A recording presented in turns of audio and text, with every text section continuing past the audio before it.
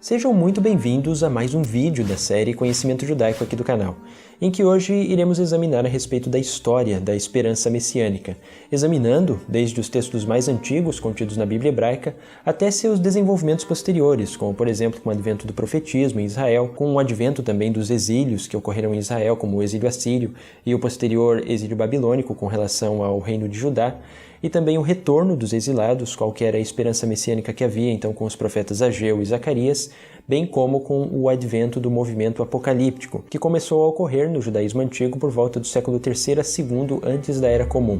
Então vamos ver como estes movimentos foram se cristalizando até se chegar à esperança messiânica como nós encontramos hoje dentro do judaísmo tradicional, que é o judaísmo rabínico. E também nós não iremos apenas nos limitar a observar qual é a esperança messiânica dentro do judaísmo rabínico, mas nós também observaremos qual é essa esperança e concepções diferenciadas que existem em outras correntes judaicas que foram desenvolvidas após aquele chamado iluminismo judeu do século XIX, que é considerado como a Haskalah. Então nós vamos também observar qual é a perspectiva messiânica a respeito do movimento reformista e também de um movimento ainda posterior, que é um intermediário entre o judaísmo tradicional rabínico e o judaísmo reformista, que é o judaísmo conservador. E também, além disso, vamos observar algumas perspectivas mais particulares do judaísmo da Chabad Lubavitch sobre a questão de Messias. E também no nosso vídeo de hoje nós vamos observar quais são as diferenças teológicas entre uma concepção a respeito de Messias dentro da religião judaica e uma concepção a respeito do Messias dentro da religião cristã. Vamos então entender quais são as diferenças de interpretação sobre aqueles textos que são considerados um tanto mais polêmicos, como por exemplo a questão de Isaías 53, Zacarias 12:10, 13:7, além de alguns salmos, como por exemplo o Salmo 22, e também alguns textos que são mais utilizados pelos movimentos mileritas dentro do cristianismo, como por exemplo Daniel no capítulo 9, que é a chamada profecia das 70 semanas. Antes de adentrarmos então no nosso estudo de hoje, algo que é muito importante de se considerar aqui com vocês é que a perspectiva que eu irei utilizar no nosso estudo é uma perspectiva histórica e uma perspectiva acadêmica.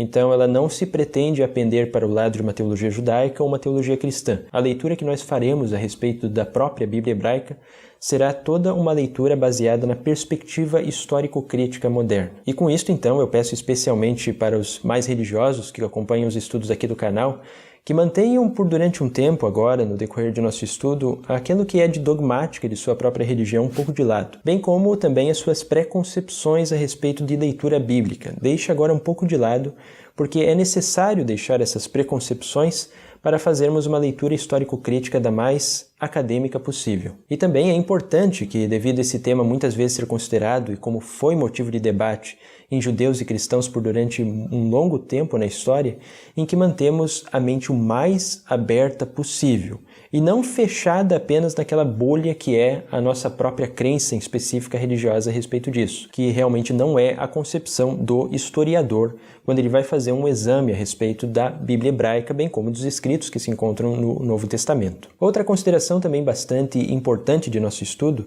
é que a leitura que eu irei fazer com vocês a respeito de textos bíblicos, ela é uma leitura feita em português. E a tradução para o português hoje, que é considerada uma tradução menos comprometida com dogmatismos religiosos, é atualmente aceita no meio acadêmico como sendo a da Bíblia de Jerusalém.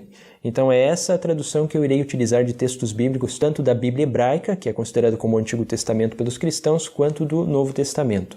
Obviamente que o historiador, quando ele quer se adentrar exatamente num texto bíblico, ele se utiliza de versões originais do texto bíblico. Então o mais correto, quando nós vamos fazer uma leitura do texto daquilo que se encontra na Bíblia hebraica, é ler ela diretamente no original hebraico. Assim como quando nós vamos estudar o Novo Testamento, nós devemos fazer uma leitura em grego do Novo Testamento, para não se ter nenhum problema com relação à tradução, porque justamente grande parte das traduções elas tendem a defender um ponto de vista específico de religião, seja o judaísmo ou seja o cristianismo. Então é por isso que eu optei justamente por utilizar a Bíblia de Jerusalém, por ela considerar a mais neutra de um ponto de vista acadêmico, apesar de ser chamada uma Bíblia católica.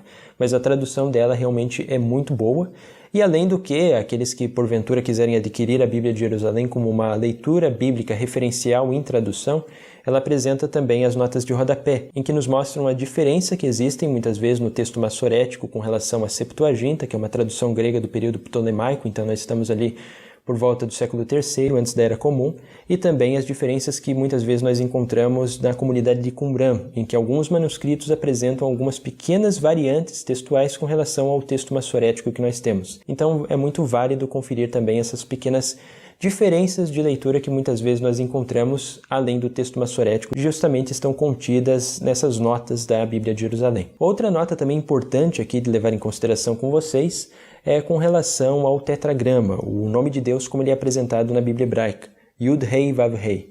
A Bíblia de Jerusalém ela apresenta então o nome de Deus como sendo Yahweh. Só que nesse caso eu optei por substituir Yahweh pela palavra Senhor, justamente porque além de ser uma própria recomendação da Bíblia de Jerusalém, a palavra Yahweh, esse nome, ele é apenas uma aproximação daquilo que se acredita como mais próximo à pronúncia do tetragrama. Mas, historicamente, nós não temos condições ainda de afirmar se realmente essa é a pronúncia mais correta. E também porque aqui no canal muitos religiosos, tanto judeus quanto cristãos, consideram que é um tanto desrespeitoso falar o nome da divindade hebraica, o Deus de Israel. Então, por isso que eu também procuro evitar, justamente ao apresentar um texto bíblico, utilizar o tetragrama ou ainda a palavra Yahweh, justamente para não correr em risco de ser algo desrespeitoso para essas pessoas que são mais religiosas e acompanham os vídeos aqui. Assim como, por exemplo, se eu abordasse a respeito da religião islâmica, eu também iria procurar, com toda certeza, não utilizar muitas representações humanas, assim como se eu fosse utilizar, porventura, uma representação do profeta Mohammed, eu obviamente iria apagar a face dele, justamente para não ser desrespeitoso com essa cultura que não tem a mesma perspectiva de nossa cultura ocidental em representações humanas. Quando nós falamos então a respeito de Messias, nós estamos nos referindo a uma palavra em hebraico que é Mashiach, que pode ser traduzido literalmente como ungido. E existiam diversos tipos de ungidos no período do Antigo Israel. O ungido ele poderia ser um rei de Israel e ainda poderia ser um sacerdote. E ainda mais também no período patriarcal existiam certos objetos que eram ungidos. Essa unção ela acontece justamente com o objetivo de consagrar determinado objeto ou pessoa ao Deus de Israel. Como, por exemplo, no período patriarcal, quando os patriarcas observavam alguma visão misteriosa a respeito de Deus, eles normalmente erigiam uma estela, isso é, colocavam uma pedra grande em pé e derramavam óleo sobre ela para ela ser ungida como um altar ao Deus de Israel. Esse foi um costume posteriormente proibido, e até mesmo ele é proibido na Torá hebraica, mas que era um costume cultural que existia ainda no período dos patriarcas antigos. Então, o que devemos ter em mente ao falar sobre Messias, a primeira coisa é que, na verdade, é uma pessoa que ela é consagrada ao Deus de Israel. Mas quando nós falamos a respeito de Messias nos dias de hoje, com todo o desenvolvimento que a teologia judaica e cristã teve, na verdade nós estamos nos referindo a uma pessoa em específica, a um rei em específico. Esse rei, no judaísmo, o rei Messias ou o rei Mashiach, ou ainda Mashiach ben Davi, ele tem alguns propósitos em específico, sendo, por exemplo, reunir todos os dispersos de Judá e de Israel num grupo só, lá na região geográfica de Israel-Palestina dos dias de hoje, reconstruir o templo sagrado, elaborar um período de paz pelo mundo inteiro e fazer ainda quase como se fosse uma restauração ao período edênico. E agora o interessante é que no cristianismo, essa palavra em hebraico, Mashiach, ela foi traduzida para o grego como Cristo. E é por isso que no cristianismo, pelo fato de os cristãos considerarem Jesus de Nazaré como sendo Messias, é que se fala simplesmente Jesus o Cristo, ou ainda de uma forma ainda mais reduzida, simplesmente de Jesus Cristo, significando Jesus o Messias. Mas ainda sobre o cristianismo nós vamos ver um pouco mais posterior ainda no nosso estudo do vídeo de hoje. O que nós temos de textos mais antigos, então em referência ao rei Messias na Bíblia hebraica, eles se encontram em duas partes do Pentateuco, que é aquilo que os judeus consideram como Humash, ou ainda a Torá, a lei de Moisés. Nós observamos um primeiro texto a respeito de uma referência messiânica no livro de Gênesis, Bereshit, no capítulo 49, verso 10, sobre as bênçãos de Jacó a seus filhos, e especificamente ao seu filho Judá, e ainda uma outra referência também nos oráculos do profeta Balaão, que se encontra em Números, no capítulo 24 e verso 17, então ali no livro conhecido como Bamidbar, em hebraico. Então vamos aqui a uma pequena leitura desses textos para vermos o que eles têm a nos dizer. O cetro não se afastará de Judá, nem o bastão de chefe de entre seus pés, até que o tributo lhe seja trazido e lhe obedeçam os povos. Eu o vejo, mas não agora. Eu o contemplo, mas não de perto. Um astro procedente de Jacó se torna chefe, um cetro se levanta procedente de Israel, e esmaga as têmporas de Moabe e o crânio de todos os filhos de Sete. Então, nesses textos, nós já observamos as ideias iniciais a respeito do Messias.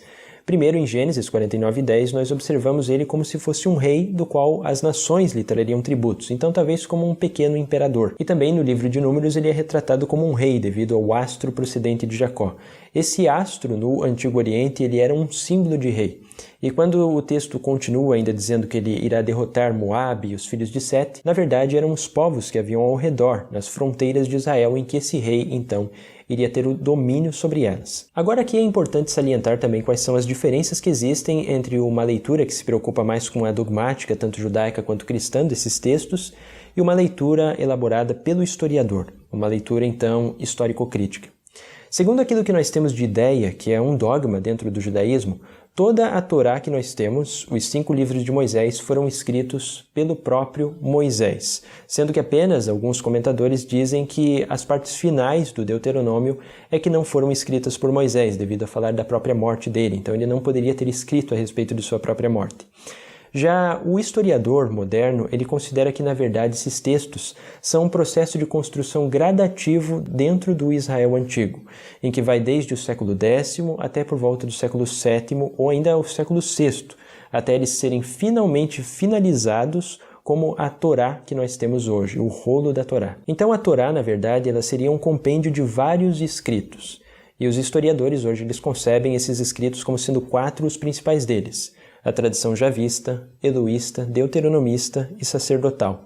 Todas elas, então, juntas é que formam a Torá. E é por isso que nós vemos alguns textos fragmentários, algumas repetições entre a história de Abraão e outras histórias que parecem que se repetem. E temos também algumas diferenças de concepções teológicas dentro da Torá, que são explicadas através dessa que é a teoria documentária dos 4 principais textos que formam a Torá. Então, esses textos que nós lemos, de Gênesis e Números, eles não refletem uma concepção de quando Israel era ainda uma tribo de nômades, mas sim, de acordo com a concepção do historiador, eles refletem algo mais recente, algo do período da monarquia do antigo Israel. Então esses textos, eles na verdade podem indicar uma lembrança a respeito do período em que Davi e Salomão governaram Israel e Judá conjuntamente, em que houve a máxima expansão territorial.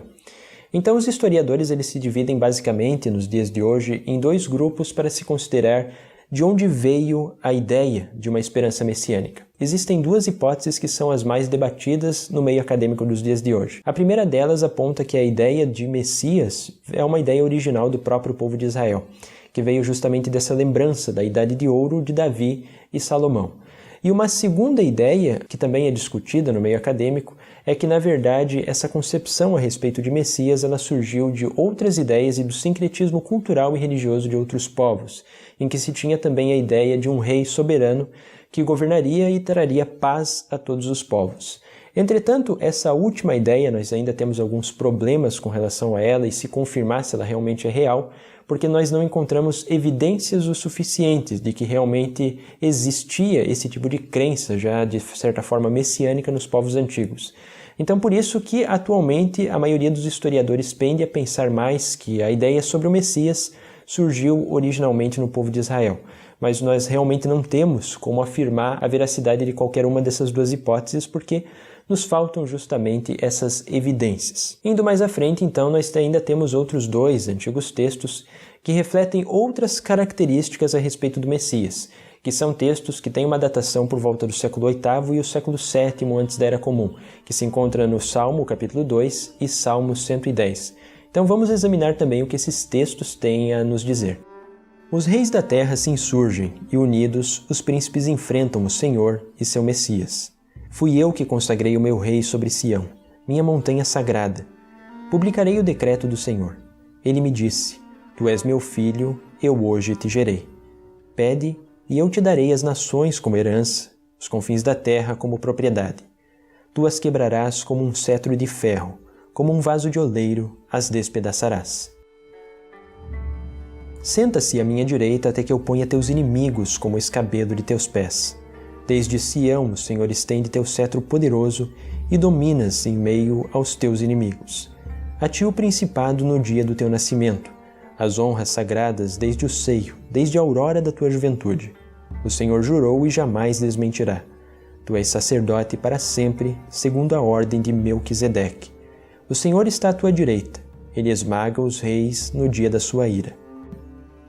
Esses dois textos, obviamente, eles não devem ser lidos de uma perspectiva com vias a uma teologia cristã, como, por exemplo, é utilizado no Novo Testamento ambos os dois textos, tanto o Salmo 2 e o Salmo 110, para falar a respeito do sacerdócio de Jesus de Nazaré, ou ainda como a adoção de Jesus de Nazaré no momento de seu batismo por João Batista. Mas isso é uma leitura que o historiador não se permite fazer, justamente porque uma leitura histórica ela tem que estar de acordo com o que o texto foi escrito para aquela comunidade específica. Então significa algo para o 7º ou o 8º século antes da Era Comum. E é exatamente por isso, até mesmo, que no início do nosso vídeo eu justamente fiz um pequeno adendo para que coloquem agora a leitura dogmática um pouco de lado, para que nós possamos fazer uma leitura histórica a respeito desse texto, que é justamente diferente daquilo que pende para um dogmatismo judaico ou um dogmatismo cristão. Com esses textos nós podemos observar então que o rei Messias ele teria algumas coisas também específicas. Ele primeiro seria considerado como filho de Deus, mas obviamente não é um filho de Deus como é compreendido literalmente pela tradição cristã. É filho de Deus no sentido de um filho adotivo, como por exemplo Salomão foi considerado filho de Deus, mais especificamente no segundo livro de Samuel, capítulo 7, verso 13. E também o Messias seria considerado um sacerdote segundo a ordem de Melquisedeque. Isto se refere a que o rei Messias ele não seria apenas um rei político, ele também seria um sacerdote. E a ordem de Melquisedeque é na verdade porque quem poderia oferecer sacrifícios ao Deus de Israel era somente a ordem dos levitas, quem fosse descendente da tribo de Levi. E como o Messias ele é um descendente da tribo de Judá, ele não poderia, então, fazer sacrifícios. Mas como o sacerdócio dele será segundo a ordem de Melquisedeque, isso reflete uma tradição ainda mais antiga, que vem desde os tempos lá de Abraão, que nós encontramos em Gênesis no capítulo 14, mais ao final, em que existia um rei na cidade de Salém, que a tradição considera como sendo Jerusalém, que oferecia sacrifícios ao Deus Supremo, que depois foi considerado como o Deus de Israel, e esses sacrifícios eram aceitos. Então é por isso que se considera um sacerdócio segundo a ordem de Melquisedeque, justamente porque ele tem validade, mas não é um sacerdócio segundo a ordem levítica, porque não se tem esse que nós poderíamos considerar como um pedigree de Levi. Ele não é descendente da tribo de Levi, mas é da tribo de Judá. E aqui cabe salientar que o próprio Davi também exerceu um ofício de sacerdote ainda no seu reinado, como nós podemos observar também no livro de 2 Samuel, no capítulo 6, verso 17, em que Davi, apesar de ser descendente de Judá, oferecia certos sacrifícios. Então, muito provavelmente, na época dele, ele também era considerado como uma espécie de sacerdócio da ordem de Melquisedeque, algo mais ou menos semelhante a isso. Então, agora nós já podemos compreender uma síntese daquilo que era uma esperança messiânica que existia no período ainda anterior aos profetas de Israel. Ele seria um rei, seria um sacerdote que dominaria Israel e seria mais ou menos como se fosse um pequeno imperador.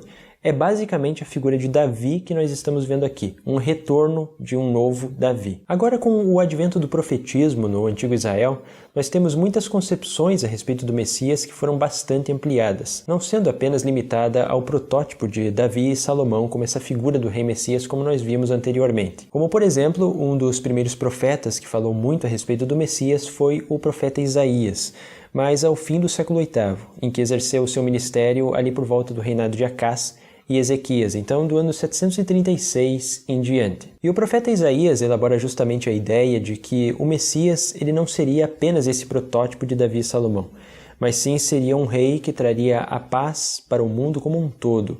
E até mesmo nós vemos no livro do profeta Isaías aquele que é considerado um dos versos mais belos dentro da Bíblia hebraica, e que até mesmo eu utilizei como temática de nosso vídeo de hoje, mais especificamente daquela passagem que diz que suas espadas serão transformadas em arados, suas lanças em podadeiras.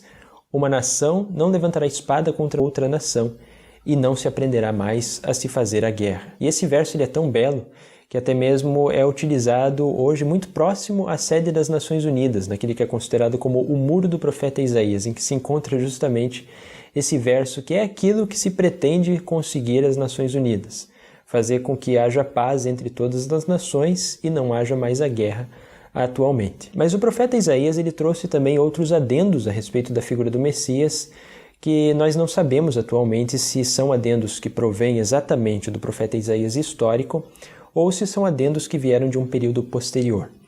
Aqui apenas uma nota de rodapé que é bastante importante de se considerar a respeito de uma leitura do profeta Isaías de uma perspectiva histórico-crítica, muito diferente, muitas vezes, daquilo que é uma perspectiva mais religiosa ou teológica sobre esse texto. O livro do profeta Isaías, pelos historiadores, ele é dividido em 3 partes principais.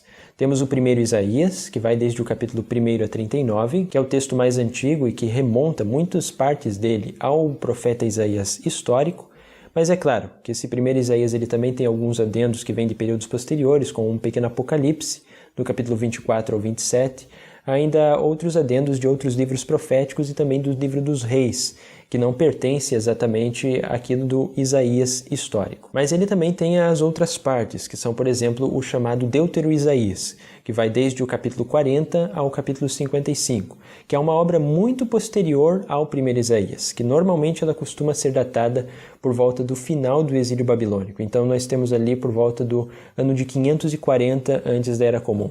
E essa obra do Deutero-Isaías contém até mesmo o Cântico do Servo, que nós vamos ver ainda posteriormente. E nós temos ainda uma última parte do livro do profeta Isaías, que vai desde o capítulo 56 até o final do livro, que é chamado de Trito Isaías. E essa é considerada como a parte mais recente do livro, que provavelmente foi composta após até mesmo Zorobabel. Então nós estamos nos referindo mais especificamente ao século V antes da Era Comum, por volta dessa data. Então, na verdade, o livro de Isaías que nós temos nas Bíblias tradicionais dos dias de hoje, ele é um compêndio de muitos escritos. Então, ele deve ser considerado não apenas como uma obra uniforme, mas sim como várias obras dentro de uma só que depois foram agrupadas nesse, que é o livro do profeta Isaías. E um desses versos que nós temos disputas e discussões até os dias de hoje é com relação ao capítulo 11 do profeta Isaías, que fala a respeito de que o Messias traria o retorno a uma paz edênica na terra. Nós não sabemos se isso remonta realmente ao Isaías histórico ou se na verdade é uma concepção posterior.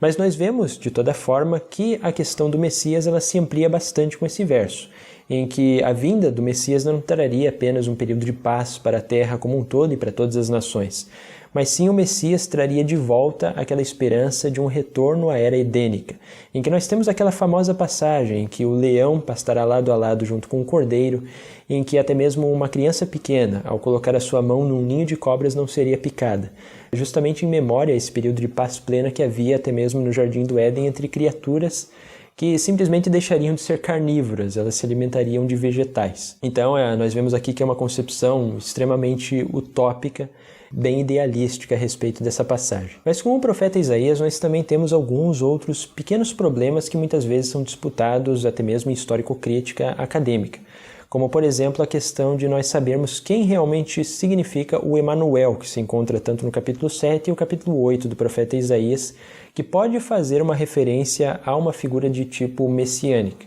Mas atualmente se considera que provavelmente não seja. Mas nós sabemos que alguns judeus, durante o período antigo, consideravam esse pequeno texto como uma prefiguração a respeito do Messias. E é um texto que até mesmo é bastante conhecido, que se fala a respeito da jovem moça que daria à luz um filho e por-lhe-ia o nome de Emanuel. Antes de nós adentrarmos em si esse texto, é muito válido nós compreendermos o pano de fundo histórico por trás dessa prefiguração de Emanuel que nós temos. Nós estamos então ali por volta do ano de 734 no período de Israel e Judá antigo, então ainda não havia nem sequer o exílio das 10 tribos, que depois foram chamadas de as 10 tribos perdidas de Israel. A Assíria ainda não havia conquistado Israel ao norte, mas estava prestes a conseguir essa conquista. Com relação à Assíria, então, logo na sequência, ela estava querendo justamente dominar todos esses reinos que haviam nessa região geográfica que hoje nós chamamos de Israel-Palestina. Ali haviam 3 reinos em específico que a Assíria pretendia conquistar, que eram justamente Judá, Israel e Arã mais ao norte, que muitas vezes também Arã é chamado simplesmente de Síria, diferente de Assíria, que é um reino maior. Os israelitas ao norte, então, eles se proporam a fazer uma coalizão, a fazerem uma aliança entre si para justamente combater, com a união de seus exércitos, a Assíria que estava vindo e dominando tudo que estava em seu caminho. A aliança, então, foi primeiramente feita entre o Israel ao norte e os arameus. E esses 2 grupos eles pediram para justamente o rei Acaz de Judá se unir a eles também, fazer uma aliança tripla para combater essa invasão da Assíria. E o problema é que Acaz não quis fazer essa coalizão, ele não quis fazer essa aliança tripla, justamente porque ele considerava que ainda assim seria insuficiente os 3 exércitos juntos combaterem o grande exército e o poderio assírio. E por conta disso, tanto Israel ao norte quanto os arameus não gostaram nada da resposta de Acaz. E eles vieram então fazer com que Acaz coopere com eles, nem que seja à força. Então o que eles fizeram foi justamente fazer um cerco na cidade de Jerusalém, que era a capital de Judá naquela época. E Acaz ficou bastante desesperado com relação a isso. Foi nesse tempo, por volta do ano de 734, e aqui lembrando também que isso é um acontecimento que realmente é histórico, nós temos evidências arqueológicas e evidências em documentos assírios antigos que justamente corroboram aquilo que a própria Bíblia hebraica nos fala a respeito desse período, em que foi nesse tempo que justamente Isaías veio intervir.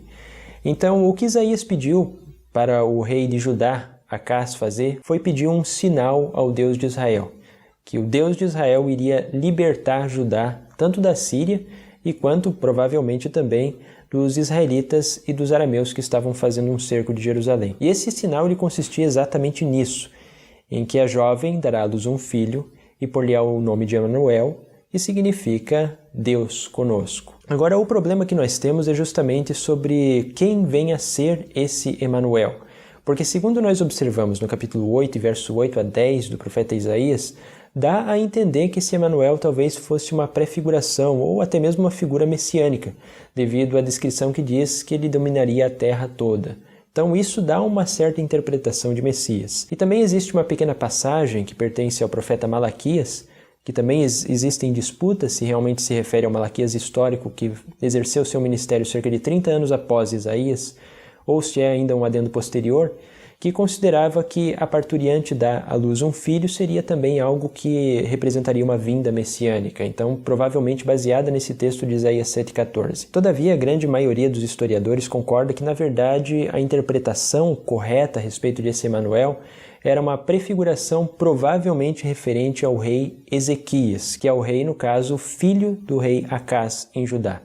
Justamente porque Ezequias, como nós observamos no livro do 2º Reis, capítulo 18, verso 7, ele é chamado de um rei que Deus estava com ele, em que significaria justamente a referência do Emanuel, Deus conosco. E Ezequias também foi o rei responsável por justamente conseguir evitar a invasão dos assírios para dentro do povo de Israel. Isso nós encontramos até mesmo uma descrição de tipo milagrosa, mas ao final do capítulo 19 de 2º Reis, em que se considera que um anjo de Deus veio para o exército dos assírios e fez com que eles dispersassem simplesmente.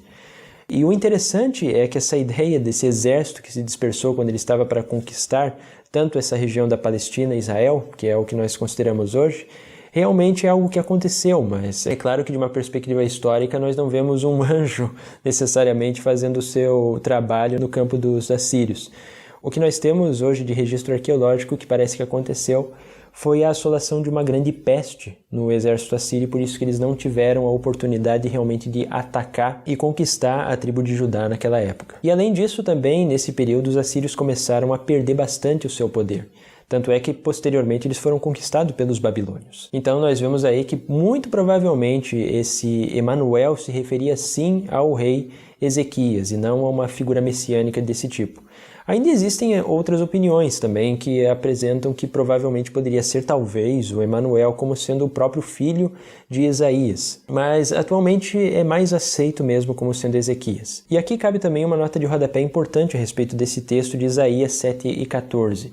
Porque ele é muito utilizado pelos cristãos, justamente porque se tem na Bíblia a Septuaginta, que foi a Bíblia utilizada pelos cristãos como sendo a Bíblia de referência para a construção de muitos dos evangelhos contidos no Novo Testamento, bem como as cartas, em que se tem esse texto, então, em grego, como a Virgem conceberá e dará à luz um filho, e por-lhe-ás o nome de Emanuel, em que, para os cristãos, isto é uma referência clara a Jesus de Nazaré, o galileu que viveu cerca de 700 anos depois ainda de Acaz. Só que esse termo virgem, ele na verdade é um pequeno erro que o tradutor cometeu ao transcrever a palavra que se encontra em hebraico, alma, que significa uma jovem moça e não necessariamente uma virgem, pela palavra em grego parthenos, que daí sim significa virgem. Mas ele poderia ter traduzido apenas como virgem, parthenos em grego, se a palavra hebraica fosse betulá, em que daí sim significa virgem.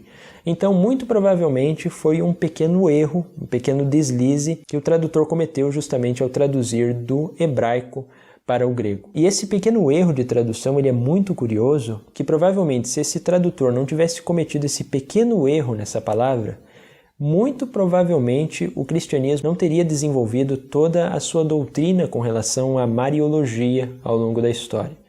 Então, provavelmente, se não fosse esse pequeno erro, nos dias de hoje, nós não teríamos no cristianismo a ideia relacionada a toda a devoção à Virgem Maria. Então, muito provavelmente, não existiria muitos santos católicos que viram aparições de Virgem Maria. Não existiria, muito provavelmente, certas pequenas estatuetas de veneração à Virgem Maria, assim como grandes igrejas consagradas à Virgem Maria.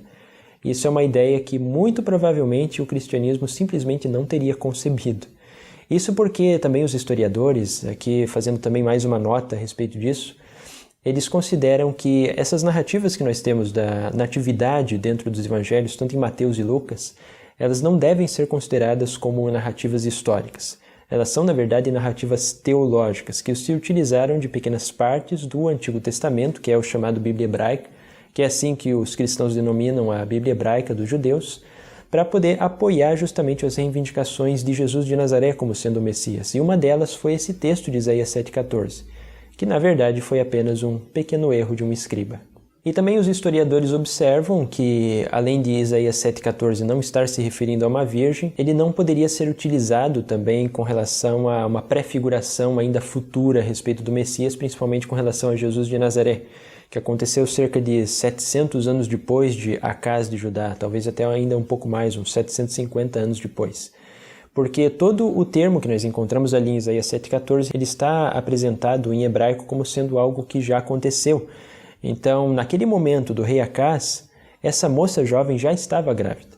Então é por isso que se considera provavelmente que seja o filho de Acás. O Emanuel, então, é uma referência a Ezequias, e não ao Galileu, Jesus de Nazaré. Posteriormente, então, com o advento de outros profetas ainda em Israel, como por exemplo Jeremias e Ezequiel, a figura do Messias foi ainda mais ampliada, porque justamente esses profetas eles fizeram previsões enquanto Israel ao norte estava em exílio e também Jeremias estava muito próximo ao exílio na Babilônia.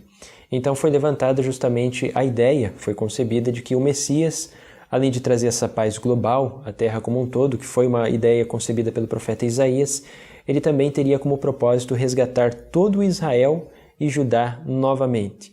Então ele traria de novo aquela unidade que havia no período de Davi e Salomão. Ele seria um rei que resgataria todas essas tribos que estavam perdidas e os dispersos da casa de Judá e da casa de Israel. Então isso é um adendo muito interessante que temos a respeito do Messias.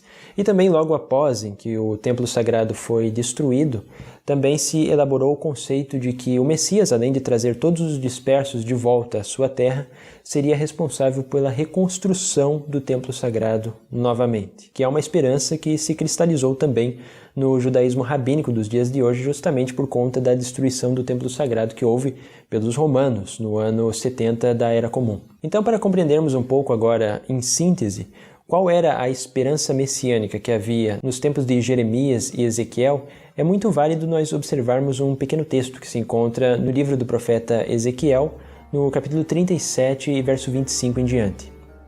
Habitarão na terra que dei a meu servo Jacó, terra em que habitaram os vossos pais. Nela habitarão eles, seus filhos, e os filhos dos seus filhos para sempre. E Davi, o meu servo, será o seu príncipe para sempre. Concluirei com eles uma aliança de paz, o qual será uma aliança eterna. Estabelecê-los-ei e os multiplicarei, e porei o meu santuário no meio deles para sempre. Então, nesse texto, nós observamos novamente o protótipo de Davi. Aqui não significa que Davi retornaria à vida e seria o rei em Israel, mas sim justamente essa descendência de Davi, esse rebento de Jessé, como diz muitos textos até mesmo em Isaías, no capítulo 4, verso 2, também 11, verso 1. E além disso, nós também vemos a respeito da reconstrução do templo, em que o meu santuário estaria novamente no meio deles, e também Jeremias e Ezequiel eles conceberam uma ideia bem interessante a respeito de uma nova aliança que seria feita com esses israelitas. E essa nova aliança ela tinha de diferença da aliança feita com Moisés no Monte Sinai, justamente porque a Torá, a lei mosaica, não estaria mais apenas escrita em tábuas de pedra, mas estaria no coração deles. Então essa é uma ideia muito interessante, porque os israelitas, então, com essa nova aliança, eles simplesmente não precisariam mais se esforçar para poder cumprir todos os mandamentos que se encontram na Torá, os 613 mandamentos, como é normalmente considerado pelos rabinos. Eles cumpririam a todos esses automaticamente, como se fosse um impulso que estivesse dentro do coração deles. E isso é muito bem visto, por exemplo, numa passagem que se encontra também no livro do profeta Jeremias, no capítulo 31 e 34, em que ele se dedica bastante a respeito dessa nova aliança. Então essa nova aliança ela também é feita num período específico cronológico. O Messias ele primeiramente reúne a todos os dispersos de Israel e depois, estando todos eles habitando em Israel, é que se estabelece justamente essa nova aliança, em que eles são inclinados a fazer a vontade de Deus por conta própria. E isso é interessante porque é uma ideia que se vê manifesta também no judaísmo rabínico de hoje. E até mesmo alguns rabinos brincam um tanto com essa noção de nova aliança, porque pensam os rabinos que durante a vinda messiânica eles simplesmente perderão seus empregos, porque um dos objetivos de uma sinagoga, assim como uma das funções do rabino, é justamente fazer sermões que façam com que as pessoas, judeus, cumpram os mandamentos. Então, como com a vinda do Messias não vai mais precisar de sermões, porque eles vão cumprir os mandamentos automaticamente, os rabinos pensam, bom, afinal nós vamos perder o nosso emprego, então vamos evitar que a vinda messiânica aconteça em tempo recente. Mas é claro que eles falam isso apenas brincando, mas obviamente todos os rabinos querem que a vinda messiânica aconteça, mas, é claro, isso nós vamos ver ainda que é pensado de diferentes maneiras por diferentes correntes do judaísmo nos dias de hoje. Agora houve um período de certa crise de fé e também uma certa crise de esperança messiânica, principalmente durante o período do chamado exílio babilônico, que começou a acontecer especialmente a partir do ano 587 e 586 antes da Era Comum, em que os babilônios conquistaram Jerusalém e Judá, destruíram o templo sagrado e justamente foram movidos de sua terra natal, Judá, para regiões da Babilônia, em que eles passaram então a se desenvolver a partir de lá. E nós temos muitos salmos que justamente recordam essa grande período de crise de fé também, que os antigos judaítas e israelitas tinham sobre esse período histórico que foi bastante catastrófico para o pensamento do povo israelita antigo. E é interessante que até mesmo alguns salmos retratam que alguns desses religiosos antigos, eles simplesmente perderam completamente a fé no Deus de Israel.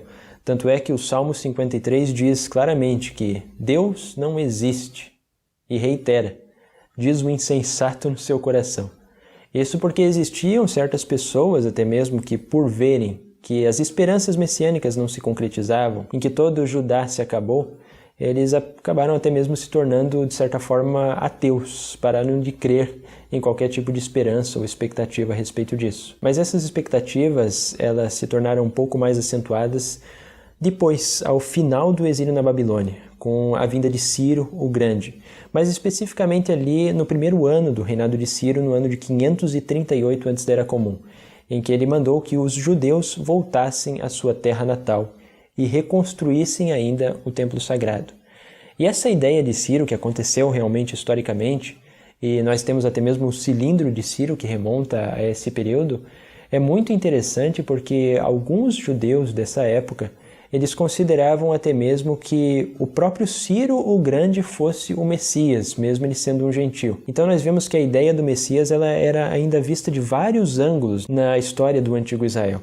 Não era um Messias necessariamente vindo da tribo de Judá.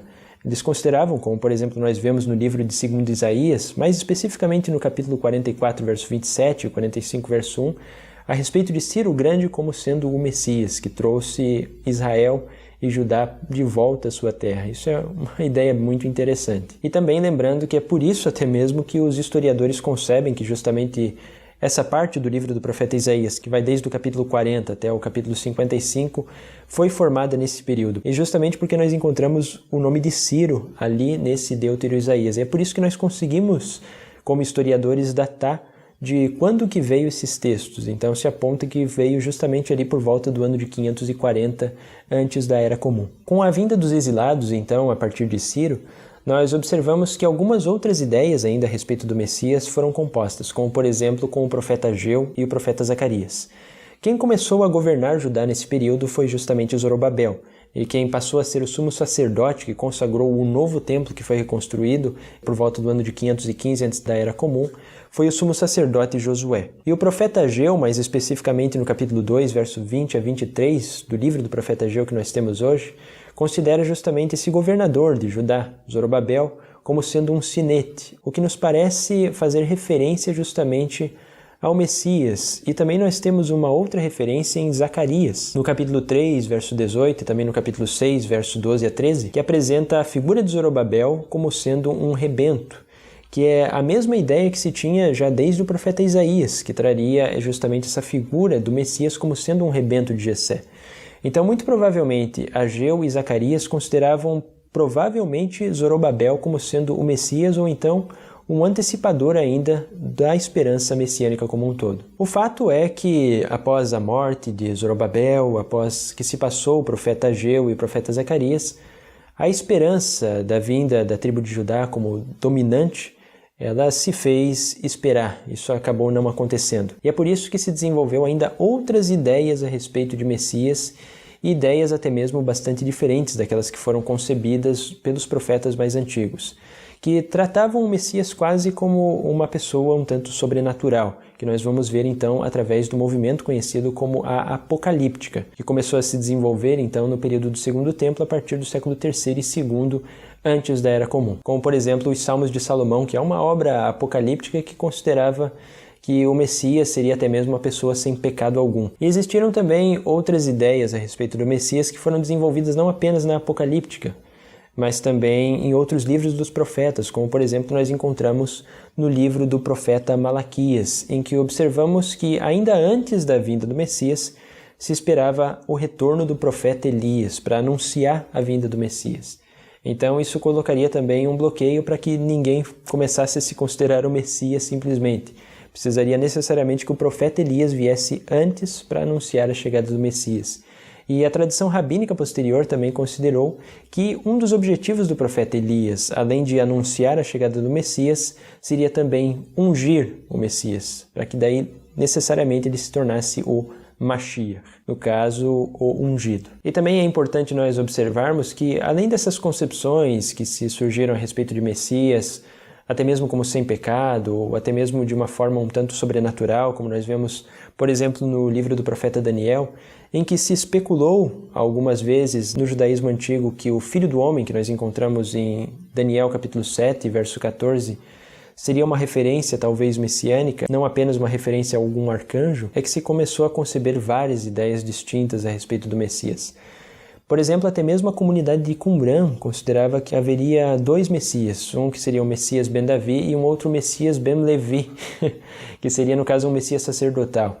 Então isso são ideias variantes que surgiram sobre Messias com o advento da Apocalíptica e pelo fato de muitos judeus observarem que os profetas prometiam esperança sobre vindas messiânicas e as esperanças se faziam somente esperar. Então é por isso que veio várias concepções distintas de Messias, até mesmo de uma forma um tanto sobrenatural. Ainda surgiram também outras ideias a respeito do Messias por conta de alguns aspectos de sofrimento que pareciam haver dentro dos livros proféticos e também nos livros dos Salmos, como por exemplo a questão de Zacarias 12 e 10, que normalmente é interpretado pelo cristianismo como sendo algo referente à paixão de Cristo, em que fala especificamente a respeito de um trespassado, que depois seria considerado um primogênito que foi rejeitado pelos israelitas, em que muitos judeus, quando eles observavam a respeito desse texto, eles ficavam especulando a respeito de quem seria necessariamente esse trespassado. Será que seria o Messias ou será que seria uma outra pessoa? Então foi-se nessa época também, provavelmente ali por volta do primeiro século antes da Era Comum, ou ainda alguns apontam como sendo o primeiro século já depois da Era Comum, como sendo uma outra figura que começou a surgir dentro da teologia judaica. E aqui nós estamos quase cristalizando para o judaísmo rabínico como ele é considerado hoje, que foi a figura de um outro Messias chamado Mashiach ben Yosef, que seria um Mashiach guerreiro, que seria ele quem lutaria contra Gog e Magog, e talvez até mesmo ele é quem reuniria os dispersos da casa de Israel para daí sim a chegada do Mashiach ben Davi, que dominaria então o mundo inteiro conforme as descrições mais antigas que nós lemos ainda no início de nosso estudo, lá em Gênesis 49:10 e também nos oráculos de Balaão, em Números 24:17. Justamente essa figura então de Mashiach ben Yosef, ela foi concebida na teologia judaica para poder conseguir conciliar com esses certos aspectos de sofrimento que pareciam haver antes da vinda gloriosa do Mashiach ben Davi, como por exemplo também alguns aspectos de sofrimento que haviam em alguns salmos, como é o caso do Salmo 22. E aqui é interessante porque a respeito desse Mashiach, os historiadores hoje eles têm certas dúvidas sobre quando exatamente ela surgiu, se surgiu no primeiro século ou se surgiu talvez no segundo século, ainda quando o judaísmo rabínico estava se cristalizando, quando ainda as doutrinas não estavam bem desenvolvidas, tanto que o próprio cânon da Bíblia hebraica, ele provavelmente ainda não estava plenamente desenvolvido, não estava ainda fechado, mas que existe uma possibilidade talvez de que esse Mashiach ben Yosef fizesse justamente uma referência e fosse ainda um favor que na teologia judaica acabou se fazendo para o nascimento do cristianismo. Pode ser, isso é uma hipótese apontada por alguns historiadores, mas que não é um consenso de forma geral, que talvez Jesus de Nazaré fosse considerado pelos primeiros judeu-cristãos como sendo justamente esse Mashiach ben Yosef, e não o Mashiach ben Davi. E pode ser que venha daí a ideia de que o pai de Jesus de Nazaré seja justamente José, que é o nome de Yosef, só que em hebraico. Mas o caso é que isso são apenas especulações. Nós não sabemos exatamente se o pai do Jesus de Nazaré histórico era José ou se isso é apenas uma referência ao Mashiach ben Yosef, que era considerado pelos primeiros judeus cristãos. Mas o fato é que o cristianismo, logo de início, já abandonou essa ideia sobre Mashiach ben Yosef, porque nós vemos tanto nas genealogias que foram construídas sobre Jesus de Nazaré no livro de Mateus e também no livro de Lucas, nesses dois evangelhos, que apresentam a figura de Jesus de Nazaré como sendo Mashiach ben Davi, um descendente direto da casa de Davi, e não um descendente de José ou de Efraim, que ainda era muitas vezes chamado de Mashiach ben Efraim, como significando o mesmo sinônimo de Mashiach ben Yosef. Agora, no judaísmo rabínico, essa esperança no Messias se cristalizou como um dos principais princípios da fé judaica, como nós observamos até mesmo no vídeo anterior aqui do canal, em que nós vimos a respeito da vida e obra de Rambam, que organizou justamente esses 13 princípios. E o 12º princípio da fé judaica nos diz exatamente o seguinte: creio plenamente na vinda do Mashiach, e embora ele possa demorar, aguardo todos os dias a sua chegada. E é interessante também que até mesmo o Talmud, que é uma obra posterior, mais especificamente no Tratado de Sanedrim 98b, ele diz que o mundo foi preparado justamente para a chegada do Mashiach. Então isso significa que o mundo ele é concebido não para o momento em que vivemos agora, mas sim como um momento em que se espera justamente a chegada desse Rei Messias. E esse Rei Messias ele é concebido justamente com alguns propósitos em específico. Esses propósitos eles consistem mais ou menos numa síntese de tudo aquilo que nós vimos anteriormente, nos livros proféticos e também em algumas ideias relacionadas à apocalíptica, como nós observamos também em questão do livro de Daniel, no capítulo 12, em que fala a respeito até mesmo de uma ressurreição dos mortos. E isso tudo foi agregado justamente nessa esperança messiânica. Agora, o judaísmo rabínico ele adotou algumas ideias da apocalíptica, enquanto ele rejeitou outras ideias, como, por exemplo, não faz parte da concepção do messianismo no judaísmo rabínico tradicional um conceito de que o Messias seria isento de pecados, como, por exemplo, existe isto numa ideia jamais cristã. O objetivo do Messias, então, em síntese, é basicamente, primeiramente, reunir a todos os dispersos da casa de Israel e da casa de Judá e fazer com que estes retornem de novo a Israel-Palestina, esse território geográfico que nós conhecemos hoje. Um segundo objetivo do Messias é estabelecer o templo sagrado novamente, que atualmente já não mais existe. Então isso faz parte da crença messiânica dentro do judaísmo rabínico ortodoxo. Um outro objetivo também do Messias é estabelecer uma nova aliança com esses judeus, então, que foram agrupados ali, justamente fazendo com que a inclinação para se servir ao Deus de Israel seja uma inclinação de si próprio, dentro do coração da própria pessoa. Ainda um outro objetivo é trazer a paz mundial. Ainda outro, esse agora vindo mais de ideias da apocalíptica, é justamente fazer com que haja uma espécie de juízo final, uma ressurreição dos mortos, nós também temos. E ainda uma outra ideia é que se elimine até mesmo a própria morte, que daí então nós estamos naqueles textos que nós observamos, como por exemplo em Isaías no capítulo 11, em que seria um retorno justamente à era do Éden, novamente. Mas é claro que essa ideia ela não é observada exatamente dessa mesma forma por todos os judeus, até mesmo os judeus tradicionais rabínicos, como por exemplo Rambam, ele tem uma perspectiva diferente a respeito do Messias e um retorno à era edênica.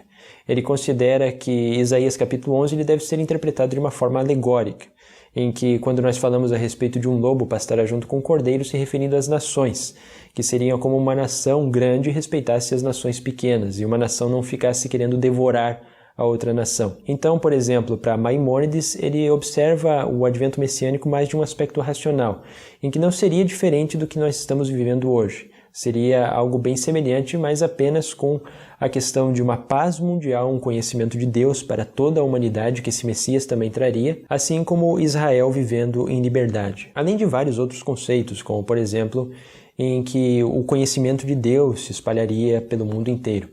E é até mesmo uma passagem que nós encontramos no livro de Zacarias, capítulo 8, verso 23, em que durante esse período muitas pessoas das nações agarrariam a orla da veste de um judeu, que no caso é uma referência ao tzitzit, dizendo, iremos convosco, porque sabemos que Deus está convosco. Então fazendo justamente uma referência a esse período messiânico, em que todas as nações iriam atrás justamente dos judeus, para aprenderem com os judeus a respeito do verdadeiro Deus. Essa é a ideia que o judaísmo rabínico consiste a respeito da vinda messiânica. Claro que uma síntese bastante grande sobre esse período. Mas é claro que nós também ainda temos outras perspectivas sobre a questão do mundo vindouro ou reino messiânico, como por exemplo perspectivas que vieram através da Haskalah judaica, o iluminismo, que é o judaísmo reformista e o judaísmo conservador. O primeiro grupo do judaísmo reformista ele considera que a vinda de um Messias, uma pessoa humana que represente a vontade de Deus sendo manifesta aqui na Terra, é algo simplesmente inconcebível.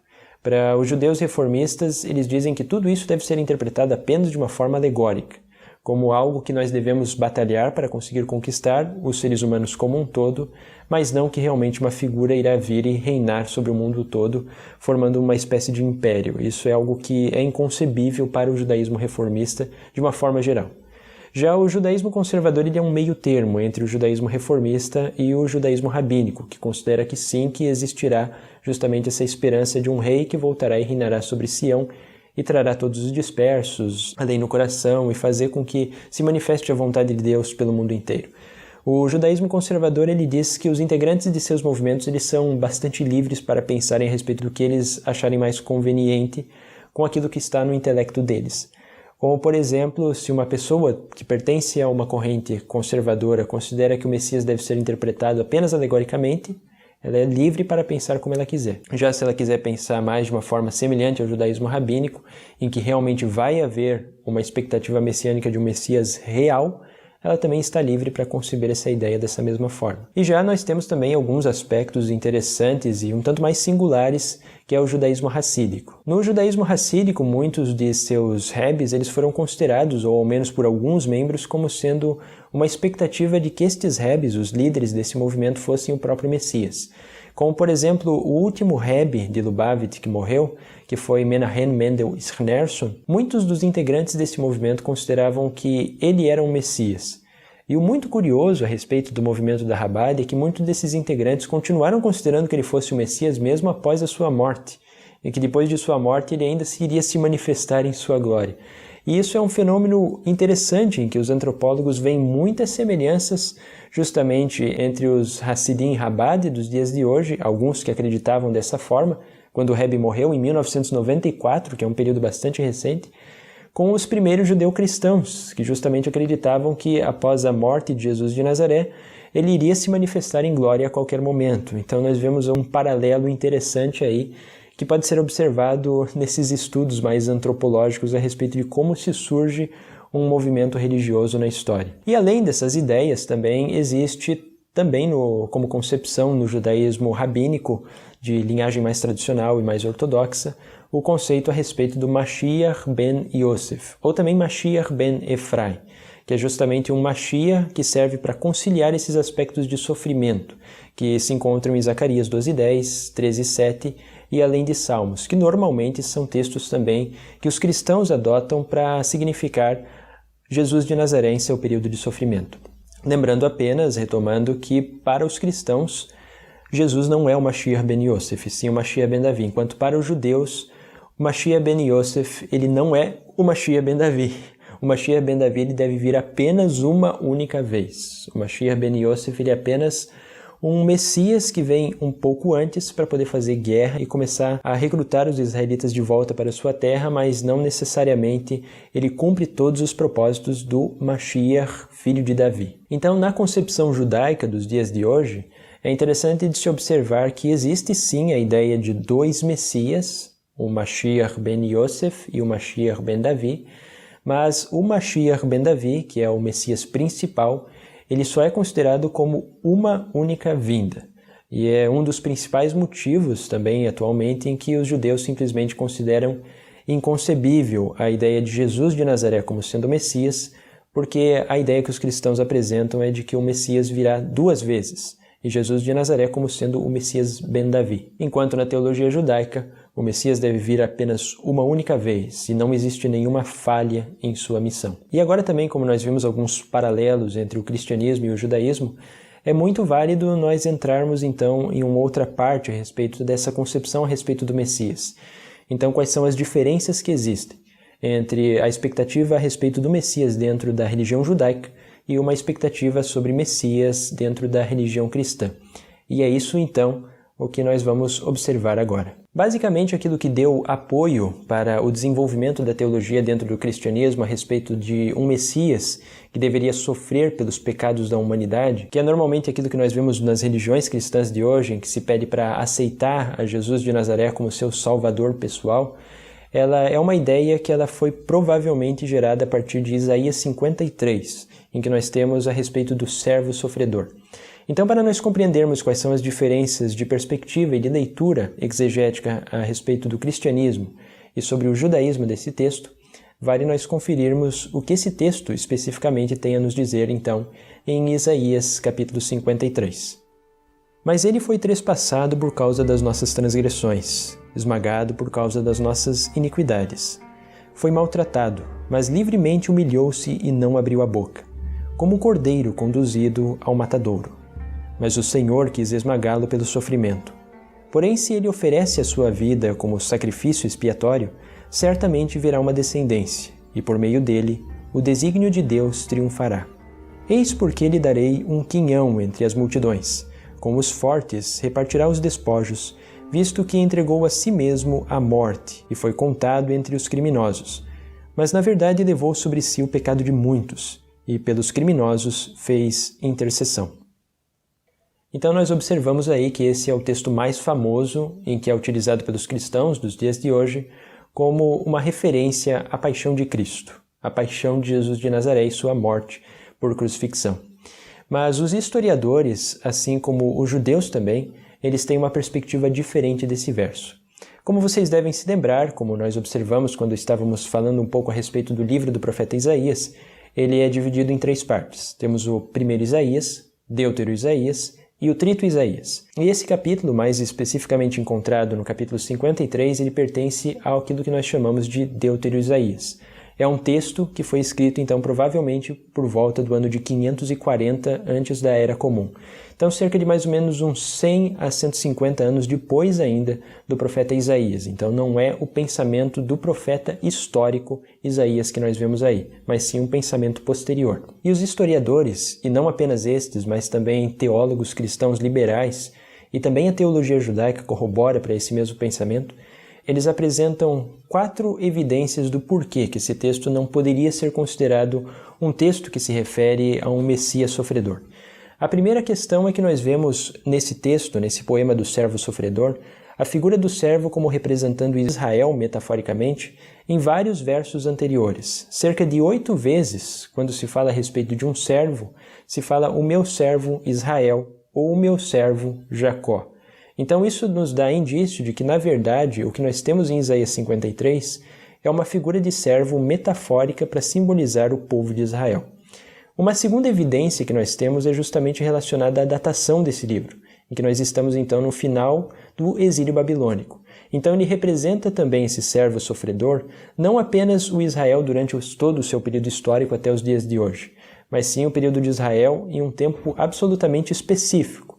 Está se referindo a Israel no período do exílio na Babilônia e talvez também a Israel no período do exílio assírio. É isso que está simbolizando esse texto.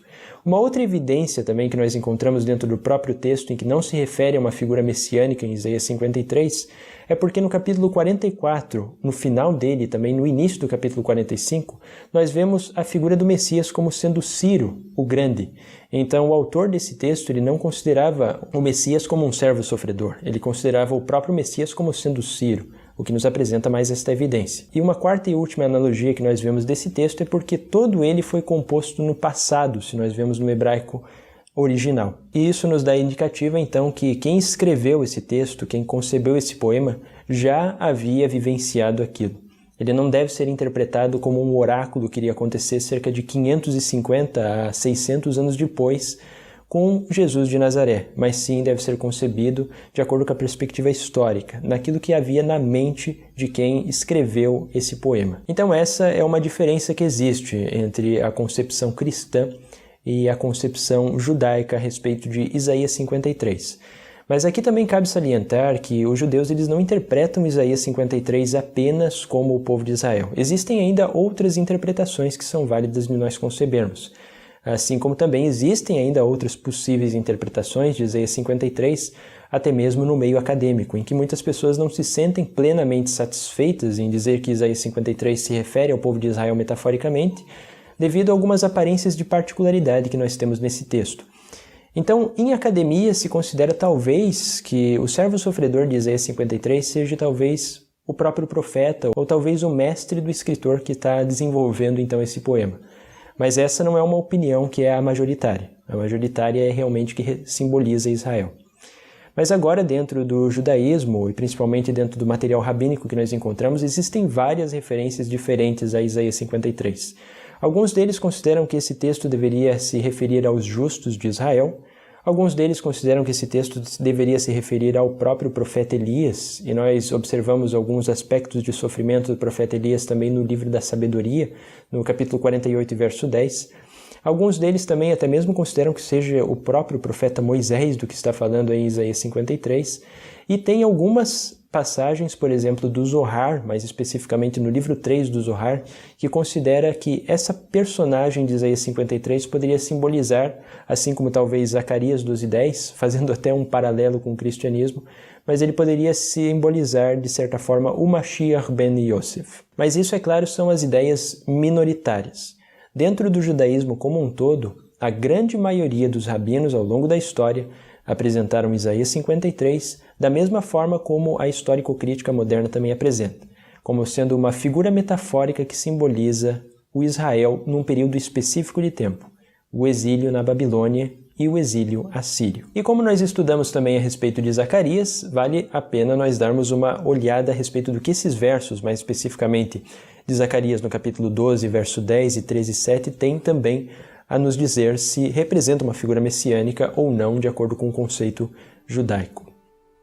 Derramarei sobre a casa de Davi e sobre todo o habitante de Jerusalém um espírito de graça e súplica, e eles olharão para mim a respeito daquele que eles traspassaram. Eles o lamentarão como se fosse a lamentação por um filho único. Eles o chorarão como se chora sobre o primogênito. Espada, levanta-te contra o meu pastor e contra o homem, meu companheiro, oráculo do Senhor dos Exércitos. Fere o pastor, que as ovelhas sejam dispersadas. Eu voltarei minha mão contra os pequenos. Então aqui novamente, tanto Zacarias 12:10 quanto 13:7 normalmente é utilizado pelos cristãos como uma referência também à paixão e a Jesus de Nazaré. E não apenas é isso, mas também uma referência de que os judeus, num futuro, iriam olhar para Jesus de Nazaré com um arrependimento profundo, porque eles rejeitaram a figura de Jesus como sendo o Messias. Já os judeus, eles não aceitam a Jesus de Nazaré como sendo o Messias, e a interpretação que eles dão desse texto é diferente. A maioria dos judeus e das fontes rabínicas apontam que esse texto provavelmente significaria esse outro personagem, que é o Mashiach ben Yosef, que é diferente de Mashiach ben Davi, como é a concepção cristã a respeito de Jesus. E ainda outras fontes, e também a histórico-crítica apresenta como uma hipótese, que o Deus de Israel está falando a respeito dele mesmo, como se fosse o trespassado o próprio Deus, devido a todo o sincretismo religioso que houve no período do Israel Antigo. Então isto seria uma espécie de metáfora. E aqui também cabe observarmos também um outro texto, que ele não é utilizado nem pelos judeus e nem pelos cristãos católicos e nem também pela maioria dos cristãos protestantes, que é o texto que se encontra em Daniel, no capítulo 9, verso 24 até o verso 27, mais especificamente relacionados à profecia das 70 semanas. Esse é um texto que normalmente é utilizado pelo movimento milerita, que deu origem até mesmo a uma das instituições religiosas cristãs maiores dos dias de hoje, que são os adventistas do sétimo dia.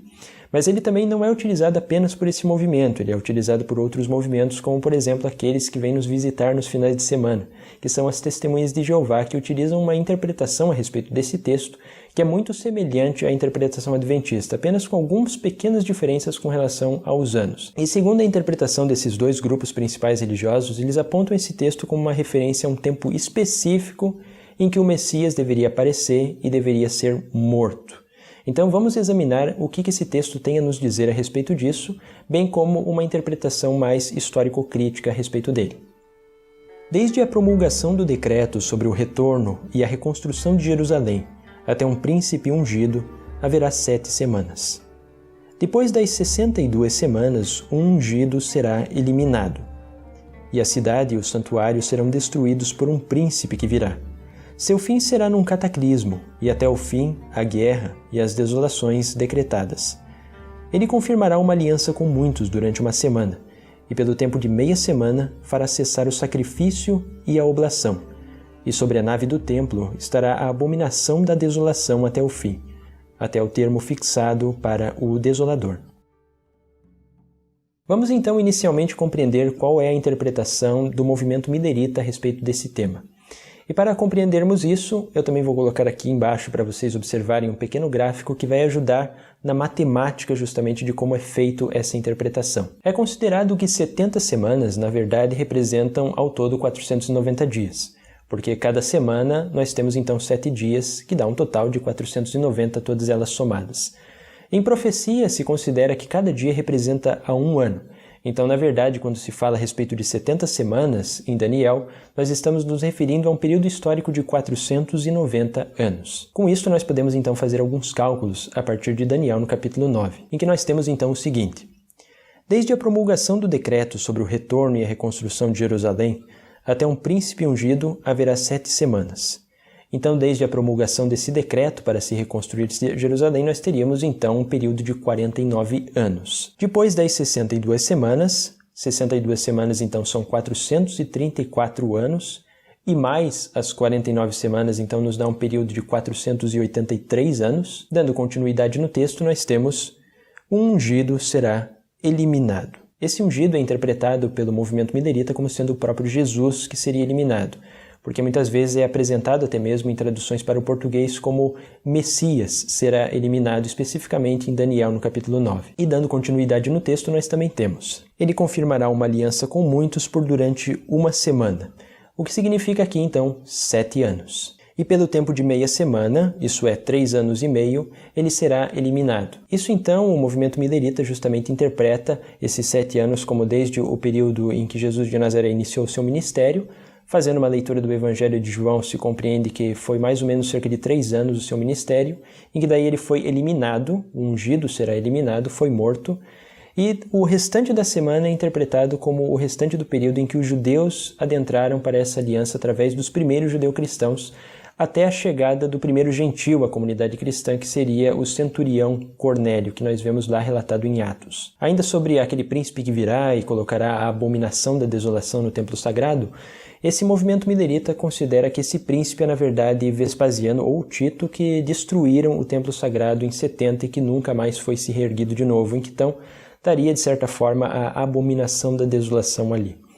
O problema é que nós temos diversos problemas com esse tipo de interpretação. A primeira ideia é que o movimento milerita ele pega justamente para a partida desses 483 anos, até o início do ministério de Jesus, seja no ano 27 ou no ano 29 já da Era Comum, como sendo um decreto de Jerusalém que, segundo eles, ocorreu no ano de 457 ou ainda no ano de 455. E o primeiro problema histórico que nós temos neste verso é que não existiu nenhum decreto nesse ano.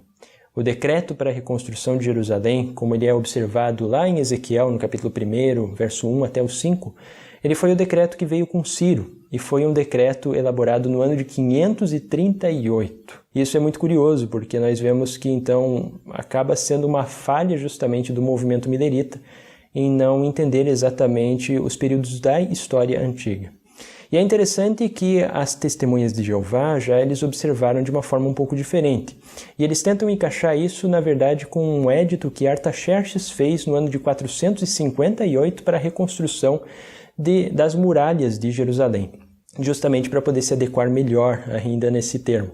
E eles dizem que o fato de a história apontar que foi em 458 e na verdade eles começarem a contagem em 455 é apenas um pequeno problema histórico que deveria ser conciliado mais pela própria Bíblia, mais especificamente por Daniel 9. Mas nós temos novamente um problema, porque o édito para a reconstrução de Jerusalém e do templo sagrado foi feito por Ciro. A questão do édito de Artaxerxes era somente para poder continuar a reconstrução das muralhas da cidade de Jerusalém que haviam sido paradas por conta dos povos vizinhos que estavam bloqueando e não estavam deixando que a cidade continuasse sendo reconstruída. Então seria novamente um erro histórico que nós temos ali, apesar das testemunhas de Jeová tentar conseguir uma acurácia um pouco maior para eles e essa interpretação mais particular desse movimento. Mas além disso, nós também temos um outro problema dentro do próprio texto. Porque justamente ao final desse texto, quando ele fala a respeito de ele fará uma aliança com muitos por durante uma semana, não está se referindo a respeito do ungido que foi morto. Está se referindo, na verdade, ao príncipe que virá. Então se refere a essa aliança mais específica daquele príncipe que vai destruir Jerusalém e que fará aliança com muitos. E aqui é que nós começamos a compreender o que realmente pode ter acontecido na história e aquilo que o texto e a história também nos informa. O que vem a ser esse ungido que foi eliminado? O que vem a ser esse príncipe que virá? E o que é essa abominação da desolação? A história nos informa, e através dos estudos histórico-críticos, não apenas de estudiosos seculares e acadêmicos historiadores, mas também é algo que os próprios judeus e os próprios cristãos católicos e protestantes observam, que esse texto, na verdade, está se referindo ao período de Antíoco IV Epífanes, assim como boa parte dos textos do livro do profeta Daniel. Tanto é que o livro do profeta Daniel ele foi provavelmente concluída a sua escrita por volta do século II antes da Era Comum, em torno do ano de 164 antes da Era Comum. Então, uma interpretação mais à luz da história que nós temos desse texto, o mais correto é nós fazermos da seguinte forma. Desde a promulgação do decreto sobre o retorno e a reconstrução de Jerusalém, até um príncipe ungido, haverá 7 semanas.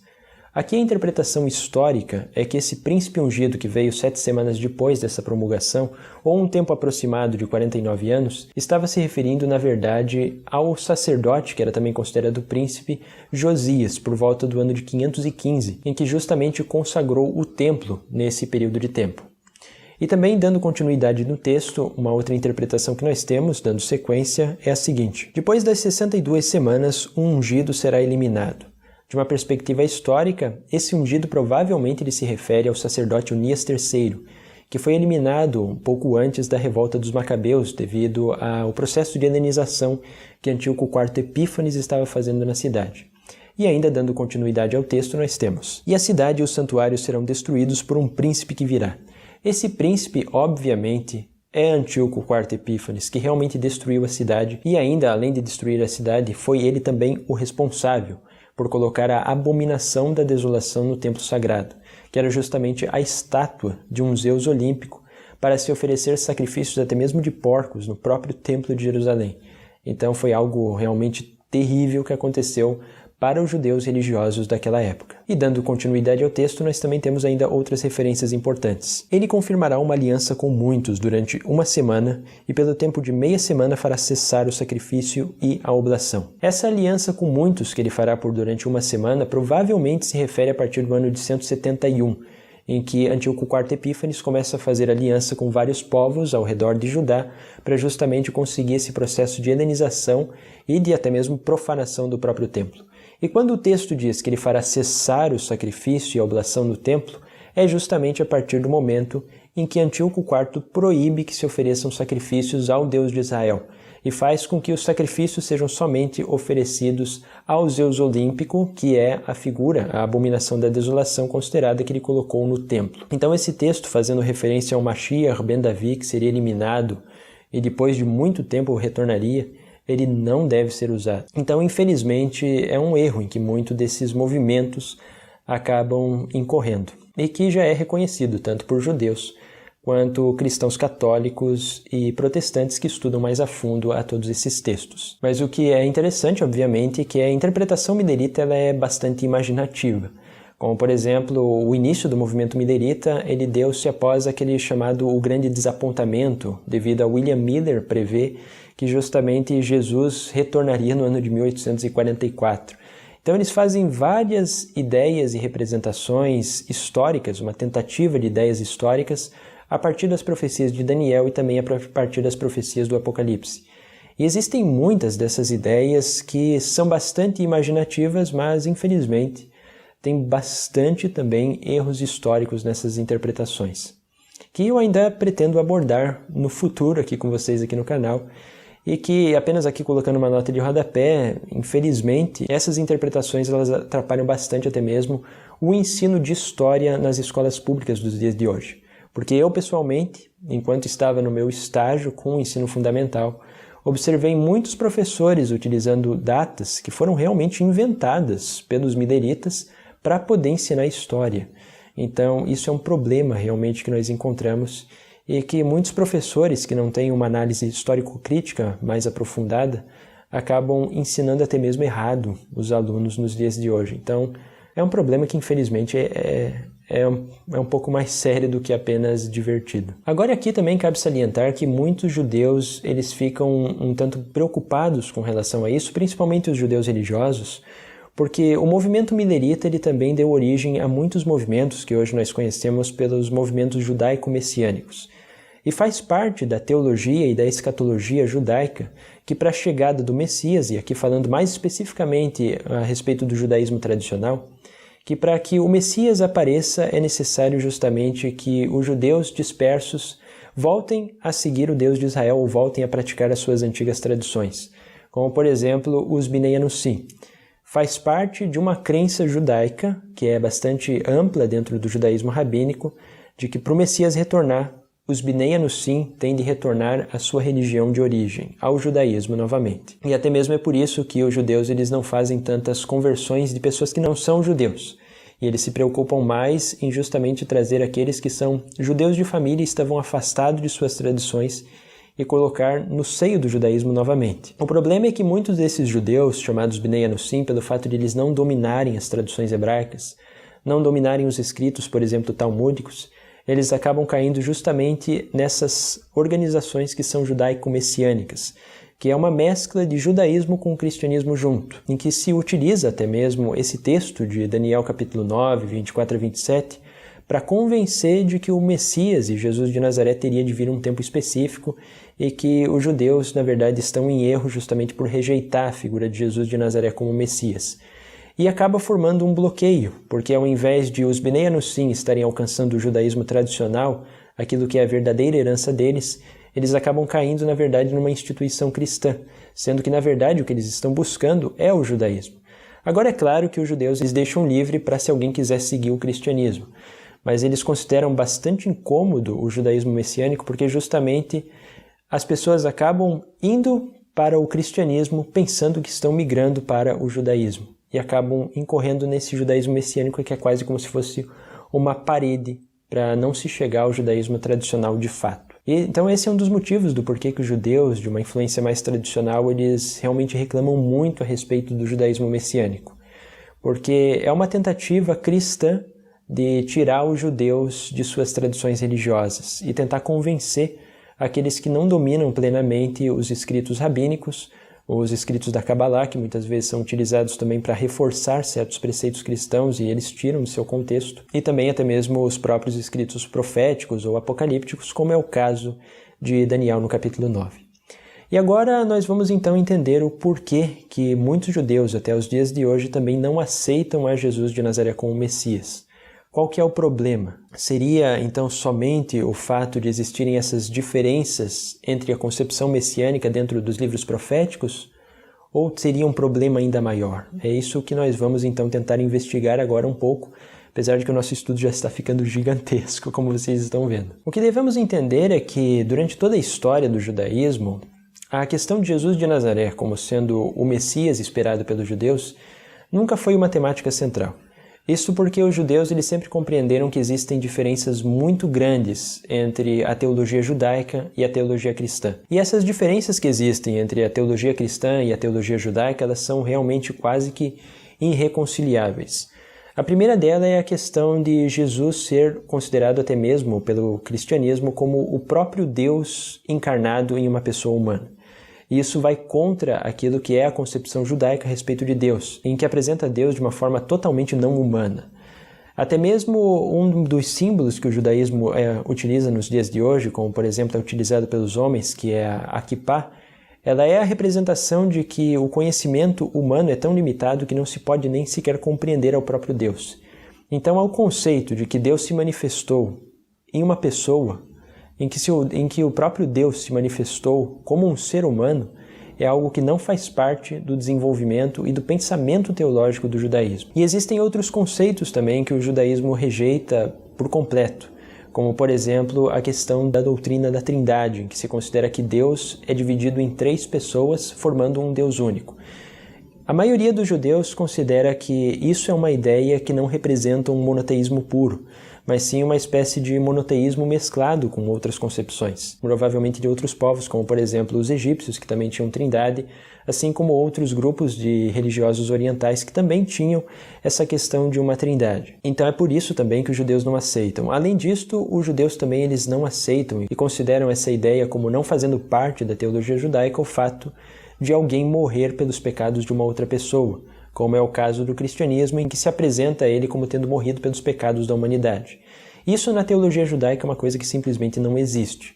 A teologia judaica ela se baseia muito naquilo que nos é apresentado no livro do profeta Jonas, em que os ninivitas, apesar de estarem cometendo pecados ao Deus de Israel, eles foram perdoados sem recorrer a sacrifício nenhum. É simplesmente pela inclinação pessoal do coração de cada pessoa que ela recebe o perdão dos pecados. Então o judaísmo não aceita essa parte também proveniente do cristianismo. E o judaísmo também não aceita, principalmente, uma outra questão, que é um desenvolvimento que veio a partir do apóstolo Paulo e do cristianismo posterior, que a lei de Moisés ela foi justamente substituída pela graça. É claro que existem certas disputas se realmente foi o apóstolo Paulo que desenvolveu essa ideia plenamente, mas o que se sabe é que os cristãos posteriores eles descartaram por completo a lei mosaica, sendo que no cristianismo não se é obrigatório a guarda do sábado, a guarda de mandamentos, como por exemplo comer animais limpos e impuros, é uma coisa que nós já não temos mais, além de vários outros preceitos, como por exemplo as festas de Israel, isso tudo foi anulado. O judaísmo já considera que isto é algo que nunca poderia ter sido anulado. Então é por isso que eles rejeitam também a doutrina cristã por conta disso. E além disso também existem vários outros motivos, como por exemplo considerar que Jesus seja um intermediário entre Deus e o homem.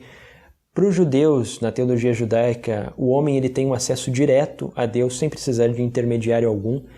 Aqui alguns cristãos muitas vezes apontam de que pode existir certos intermediários no judaísmo, como por exemplo aquilo que acontece quando um judeu vai visitar um túmulo de um sábio rabínico e faz orações a Deus nesse túmulo. Mas na verdade a teologia judaica ela aponta que o sábio que está ali naquele túmulo, que ele não é um intermediário entre Deus e o homem como é entendido pelo cristianismo, mas sim que esse pedido é através dos méritos de determinado sábio. Então é, novamente, um conceito teológico bem distinto. E o judaísmo também ele não concorda com a ideia de que o cristianismo tem, agora referindo-se à parte mais escriturística, de que para apoiar a questão do Messias deveria se utilizar textos que estão fora de seu contexto. Então, para citar aqui um exemplo de textos que são utilizados no Novo Testamento para se apoiar a messianidade de Jesus, como, por exemplo, um verso que se encontra no livro de Mateus, no capítulo 2, versos 14 a 15, que podemos observar.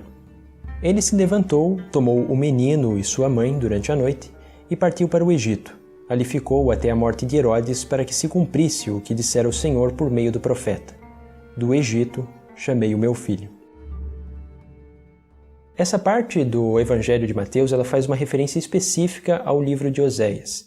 E o contexto do livro de Oséias, mais especificamente no capítulo 11 e verso 1, ele é um tanto diferente daquilo que nós encontramos no livro de Mateus como sendo utilizado para Jesus de Nazaré. Então vamos observar o que Oséias tem exatamente nesse capítulo. Quando Israel era menino, eu o amei e do Egito chamei meu filho. Mas quanto mais os chamavam, tanto mais eles se afastavam de mim. Eles sacrificavam aos Baais e queimavam incenso aos ídolos. Então os judeus observam que o texto do profeta Oséias não está se referindo a nada com relação ao Messias, mas sim a um contexto específico da história de Israel, quando havia sincretismo religioso no tempo do profeta Oséias.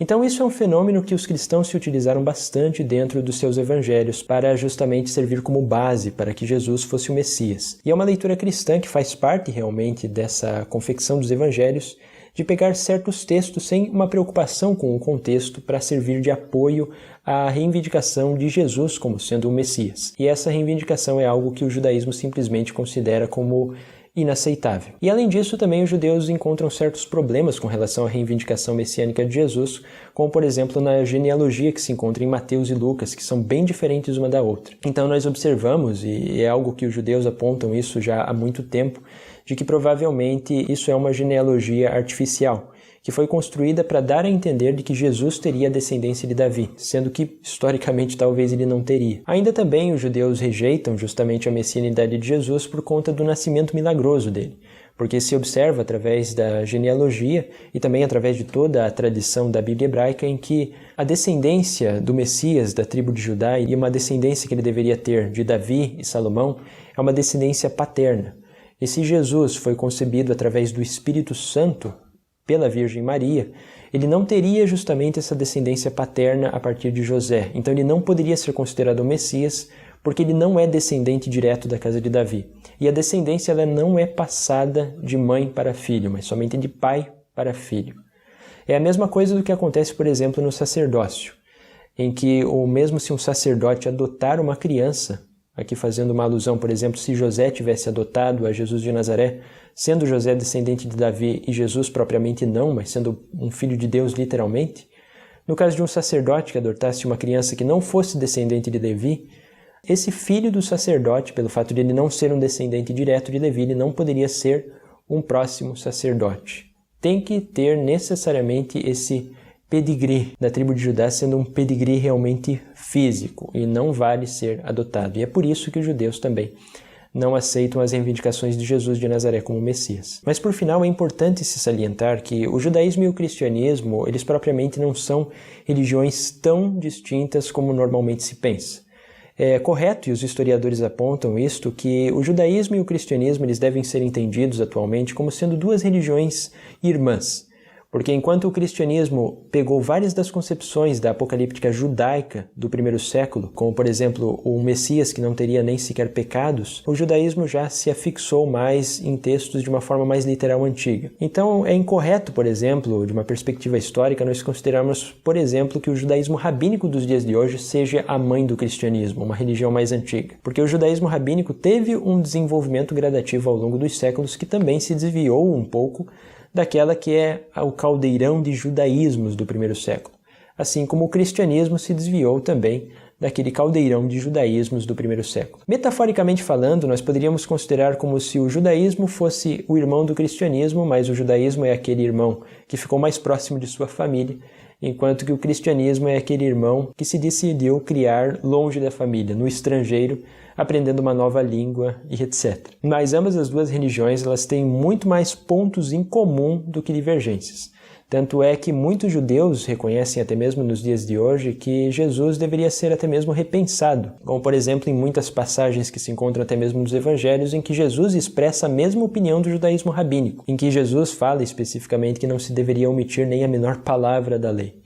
Então, muitos judeus, como por exemplo Moses Mendelssohn, que foi um dos líderes da Haskalah judaica, observavam a Jesus de Nazaré com bons olhos, como um bom judeu, como realmente um irmão que tinha uma mensagem apocalíptica a respeito da vinda iminente do reino de Deus para a sua época, mas que a sua mensagem com o tempo acabou se transtornando, mas que deveria ser compreendido como uma espécie talvez até mesmo de um irmão para o judaísmo dos dias de hoje, sem toda a teologia cristã envolvida nele. E é interessante de se observar até mesmo que em Israel hoje existem muitas instituições que promovem uma investigação a respeito do Jesus de Nazaré histórico e também promovem uma maior aliança entre judeus e cristãos.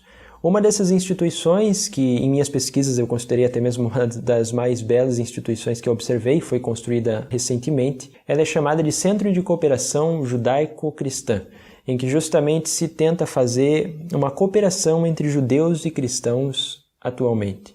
E isso é algo muito interessante, em que o propósito dessa instituição é até mesmo servir que cristãos e judeus estejam ao menos à frente daquilo que são os ensinamentos éticos e morais para os dias de hoje. Então vemos aí uma diferença na história, em que, apesar de cristãos e judeus não terem se entendido ao longo de boa parte da história, hoje em dia há uma certa aproximação desses dois grupos. Isso é realmente algo muito belo que se observa. Então o que cabe é realmente haver um respeito, que existem realmente diferenças teológicas em ambas as religiões que, de fato, não são reconciliáveis. Mas é importante que haja o devido respeito, tanto de judeus por cristãos, quanto de cristãos por judeus. Com isso, então, nós compreendemos o que vem a ser a esperança messiânica e a história de como ela se desenvolveu. Nosso estudo ficou bem grande e eu já vou ficando por aqui e até a próxima. Que traduzindo significa Deus conosco. Não é esse o verso, não é esse o verso. É outro verso, deixa eu achar ele aqui. Deixa eu achar aqui o verso, é outro. Acho que tá aqui. Nossa, eu perdi o verso, meu Deus do céu. Cadê o verso?